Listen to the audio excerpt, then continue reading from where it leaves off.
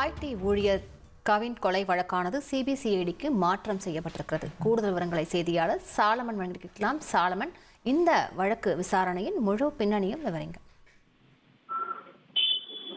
தூத்துக்குடி மாவட்டத்தை சேர்ந்த ஐடி ஊழியரான கவின் செல்வ கணேஷ் கடந்த 27ஆம் தேதி திருநெல்வேலியில படுகொலை செய்யப்பட்டார். இந்த கொலை வழக்கானது பெரும் அதிர்வலையை ஏற்படுத்திய நிலையில இந்த விவகாரம் தொடர்பாக போலீசார் நடத்திய விசாரணையில பல்வேறு தகவல்களானது வெளியானது. குறிப்பாக சப் இன்ஸ்பெக்டரோட மகளை இவர் காதலித்து வந்ததாகவும் வேறு சமூகத்தை சேர்ந்ததால தொடர்ச்சியாக எதிர்ப்பு கிளம்பிய நிலையில அந்த பெண்ணோட அண்ணன் இந்த கொலையை அரங்கேற்றி இருப்பது தெரிய வந்ததை அடுத்து இது தொடர்பாக சுர்ஜித் என்பவரை போலீசார் கைது செய்தனர்.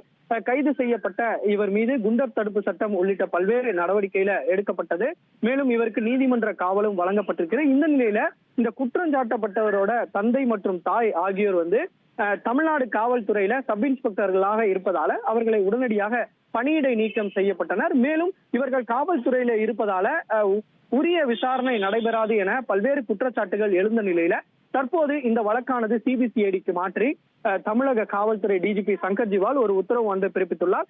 இந்த விசாரணை நேர்மையாகவும் நடைபெறும், சுதந்திரமாக நடைபெறுவதற்காக இந்த சிபிசிஐடி விசாரணைக்கு உத்தரவிட்டிருப்பதாக அந்த செய்தி குறிப்புல தெரிவிக்கப்பட்டிருக்கிறது. இதன் பின்னர் இந்த வழக்கானது சிபிசிஐடிக்கு மாற்றப்பட்ட நிலையில இதற்காக விசாரணை அதிகாரி நியமிக்கப்பட்டு உரிய கோப்புகள் இவர்கிட்ட வழங்கப்பட்டு மீண்டும் இதற்கான உண்மையான குற்றவாளி யார் என்பது தொடர்பான விசாரணையை மேற்கொள்வார்கள் என போலீசார் தரப்புல ஒரு தகவல் தெரிவிக்கப்பட்டிருக்கிறது.